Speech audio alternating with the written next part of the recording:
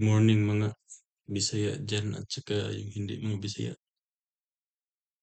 So sagutin lang natin 'to, na-discuss na namin 'to sa yung original poster. Tapos, naisipan ko i-discuss na lang para at least makita din ng iba.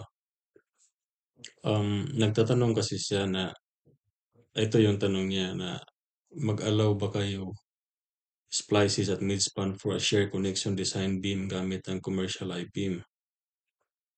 Um, Tinanong ko sa kasi di ko masyado na ano kung ano talaga yung purpose niya, bakit ano, mag-splice siya,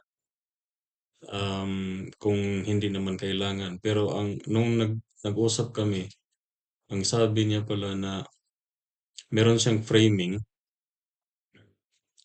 no? Meron siyang framing, ganyan. Tapos may cantilever pa yan diyan, kulong. Ang purpose lang pala niya is sa ano niya, yung sa kung sa bakal pa yung cutting list, kumbaga yung mga ano, 'di ba standard naman kasi yung length ng beam, may mga putol-putol. So ang purpose pala niya is to minimize wastage, idugtong niya yung mga beam para gamitin sa ibang span. So, nung sabi ko, pakita mo nga sa akin yung ano, yung framing plan. So nung pinakita niya, na-notice ko na iba-iba yung mga section. So, ang masasabi ko lang, parang rule of thumb sa steel framing, sa conventional steel framing, na kung maaari, ilimit mo yung section mo mga 3 to 4 sections lang. Kung maliit na building, ano lang, mga 2 sections lang. Kasi mas economical yan ganyang paraan kasi, or hindi naman sa economical, pero ang ang ang wastage mo maliit lang tapos mas, magiging safer pa ang, structure mo kasi halimbawa meron kang yung salvisi W12/16 dito tapos dito is W12/22 tapos, malaki yung ano mo dito, malaki yung ano mo, yung putol kasi sobrang-sobra yung standard section tapos meron ka na namang W12/22 dito halimbawa. So kung usually ako 'pag mag-framing ako, ang gagawin ko para ano ma-minimize yung ano, although dito naman wala namang problema kasi puwede kang maka-order ng ano, ng, yung kasi 'pag mag-deliver kasi sa site, may mga shop drawing 'yan. Usually ang ginagawa kasi walang magagawang or mangyayaring mga pagputol sa site, nandun 'yan sa shop lahat. Tapos wala naman kasing problema sa mga supplier o mga ganyan, kasi maka-order sila ng mahaba. Ang problema lang sa atin kasi standard na yung putol-putol na yan, standard na length ng ano, ng, ng wide flange beam. Pero ang ma-advice ko lang na 'pag ganito na sistema, mas maganda na kung halimbawa ito lang yung isang W12/16, tapos karamihan is W12/22, eh di gawin mo na lang 'tong 22, parang gano'n ba? Although hindi siya kailangan, mas ano siya, posibleng mas economical kung i-compute mo na yung mga cutting list niya kung kumbaga saan yung ilalagay mo na mga section. Tapos yung may mga ano pa siya, meron pa siyang W8/31 yata yun. Sabi ko, typically itong mga section na 'to, hindi 'to ginagamit sa ano, yung mga W8/31, hindi yan ginagamit sa beam. Most of the time ginagamit yan sa column na application. Pero wala namang mag-prohibit sa'yo na ano, na gamitin mo yan. Pero hindi siya efficient kasi sa beam kasi, siyempre ang D yung importante lalo na 'pag deflection or bending. Mas mas deeper yung beam, mas malaki yung capacity. So baka itong W31 kung palitan mo ng halimbawa W12, baka W12 by 16 lang yan. Parang ganun ba? Na mas cheaper pa kasi yung bakal naman pag binili mo yan, by weight yan, no? Ilang ano ba, ilang pesos ba or 1,000 ba yan per pounds or per kilogram depende. So, ah, yun yung basihan ng weight. So, kung ako papiliin ito versus dito, kahit W12 to, tapos ito W31, dito ako. Aside nga mas cheaper yung material, mas stronger pa siya. Kumpara maliban na lang kung kulong kasi minsan mas maganda to pag kulong application. Siyempre yung sa buckling. Kasi yung W8 by 31, ano yan, yung depth niya almost the same as flange width. So, may ano, iyan yung mga kailangan i-consider. Now, to answer his question, kung mag-allow ba kayo, wala namang nagbabawal sa iyo na mag-splice ka. Pero, ang plano niya kasi is welding. So, diyan yung sabi ko sa kanya, mahirap yung welding kasi pag welding mo, kung halimbawa nasa midspan, kasi parang ang iniisip ko parang ano siya, parang ang sa tingin niya siguro yung sa concrete ba na kasi parang yung nag-comment ako parang natanong din niya sa akin kung L over 4 ba or midspan parang gano'n. Kung design lang ang pag-uusapan, wala namang problema kahit saan, i-design mo lang yung section base diyan. Now, kung ang section mo is ano, sa halimbawa W12 by 22, wala namang magbabago diyan kahit saan ka magputol. Kasi at the end of the day, yung halimbawa W12 by 22 or may 22 ba, 26? Di ko na ngayon maano. Pero parang may W12 dito. Pero ang ano lang is kahit pa saan ka magputol, hindi naman magbabago yung capacity ng ano mo. Hindi man magbabago kasi uniform 'yan. No? Hindi kagaya ng concrete beam na meron kang sa sa midspan meron pa o sa support meron ka pang extra bars diyan sa top, dito extra bar sa bottom, dito extra bar sa taas. Eh sa steel naman homogeneous naman 'yan, no? Ang section mo, ang capacity mo sa ano, ang section modulus mo sa support hanggang dulo, gano'n naman. Hindi naman yung maliban na lang kung yung prismatic section yung gamit sa pre-engineered building. Pero kung standard na section lang, wala ng problema. So, ang ano lang kung nandiyan ka sa midspan, tapos shear connection, so simply supported yan. Siyempre, malaki yung movement. Pero kung i, kung titingnan mo naman yung capacity, wala namang bago. Kasi ganun pa rin naman yung capacity niya. Ang problema na lang is, ang plano niya kasi is welding. Now, kung gusto mong kunin yung full capacity ng section, ang gagawin mo is yung complete joint penetration na welding. Yung ano ba, halimbawa ito yung putol mo, tapos yung ano dito, mag-splice ka,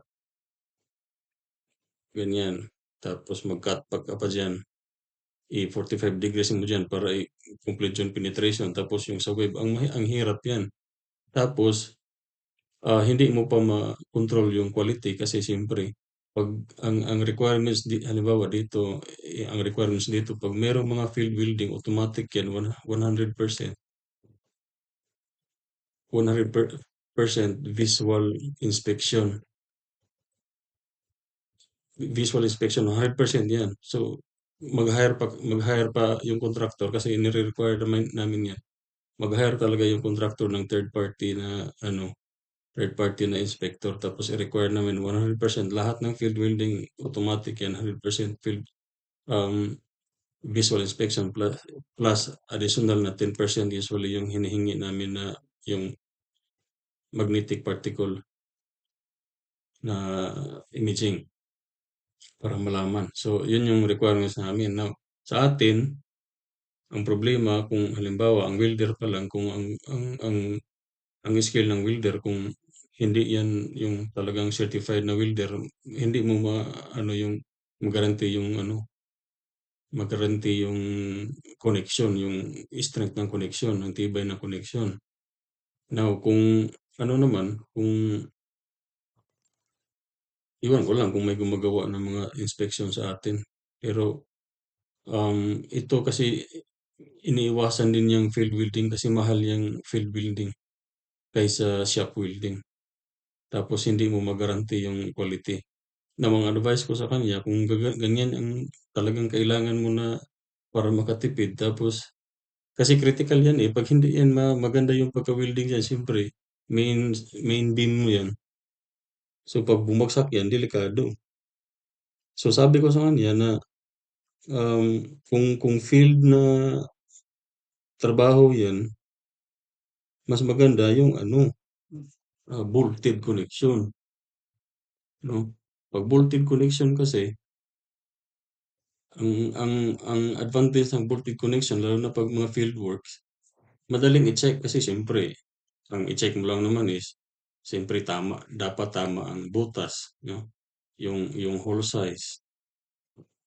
Kasi sa atin naman, mano-mano nandun sa, ito minsan yung problema kasi hindi mo makontrol yung quality din ng pagbutas ng ano. Pero considering lang na halimbawa maganda or magaling yung ano, yung welder versus magaling yung operator mo ng pagbutas ng ano, ng mga bolt holes. So, ang advantage ng bolt connection is ma-check mo yung bolt size, yung spacing, ma-check mo.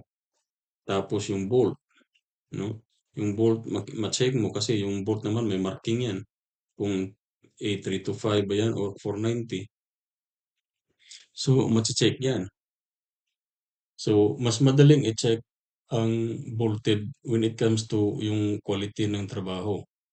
Tapos maano mo pa, ma-verify mo pa. Ang problema sa welding, nagre-rely ka doon sa ano, eh maliban na lang kung marunong ka rin mag-check ng ano. Pero kahit pa, kaya nga pag may mga field welding, nire-require namin ng ano, ng magnetic particle imaging kasi diyan makikita kung kasi siyempre kung visual inspection lang, ang ano lang naman diyan is yung quality lang sa labas pero hindi mo makita kung baka may mga defects sa ilalim. Dito yan makikita sa NPI. Marami pa namang type yan pero yung kami or ako personally ang nire-request namin is ano, visual inspection plus 10% NPI. Tapos yung 10% random yan. So, minsan, sasabihin namin sa inspector na um, i-random check pero meron kaming mga location na kailangan naming masama sa MPI kasi halimbawa critical yung mga connection, mga ganun. Tapos, yeah, pag bolted connection naman, o di, ang ano mo lang is, yan yung, ano mo, yan yung, anong tawag dito, yung splice, tapos meron kang moment plate dito, tapos meron kang share plate, di ba? Ganun lang naman. So, madali itong i-check versus yung welding.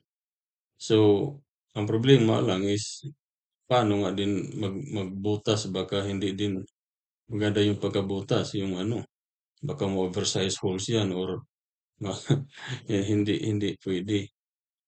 So, yan yung ano, yan yung mga although sa welding pwede naman itong gamitin din 'to na option na maglagay ka ng instead na complete joint penetration, maglagay ka ng moment plate diyan tapos yan yung i-welding, fillet weld lang. So, mas madali siguro yan i-welding versus ano, versus anong tawag dito, yung complete joint penetration. Kasi halimbawa, pag weld pa lang sa web or sa flange, hindi mo naman pwede or although pwede naman, pero hindi mo ma-attain yung full capacity kung halimbawa yung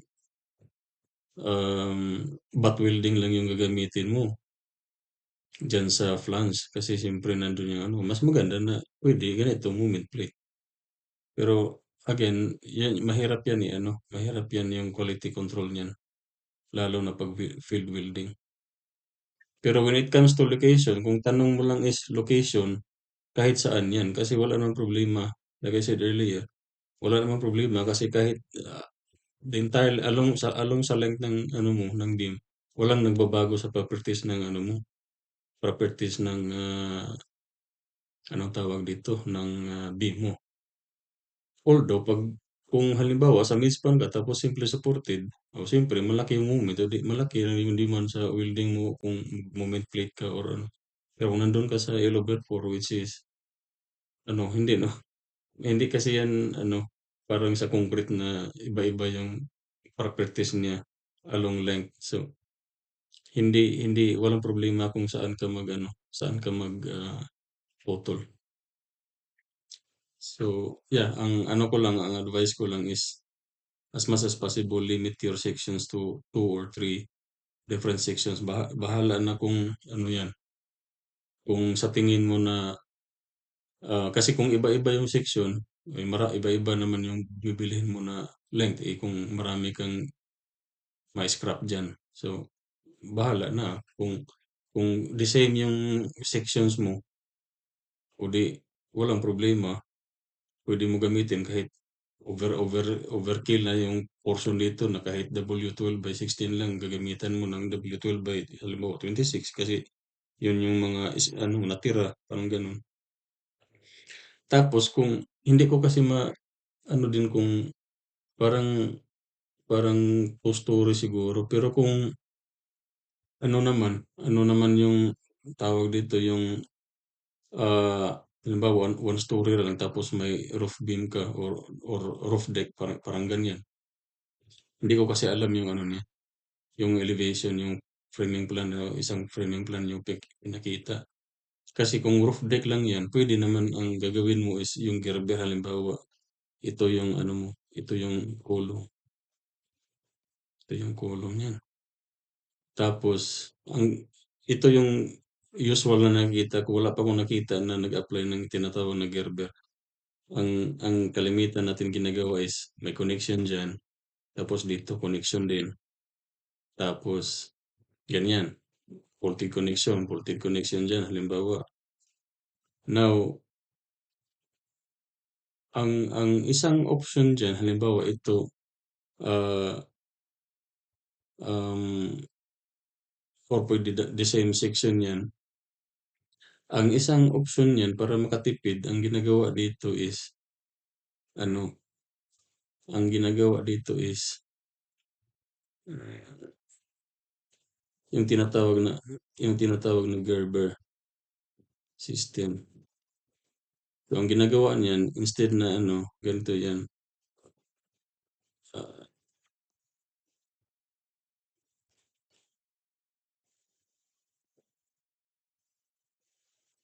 ang ginagawa is maglagay ng beam tapos i-extend 'yan dun, extend. Tapos yung ano na, maliliit na yung ano dito, yung ano diyan. So, minsan ganyan yung makikita dito na ano, ito yung application ng 'di ba lalabas minsan yan sa board exam, eh. Yun bang problem na parang kung maalala mo merong support diyan, tapos tatanungin na what is the maximum X dito so that ang bending dito, ang moment sa support is equal to moment sa midspan.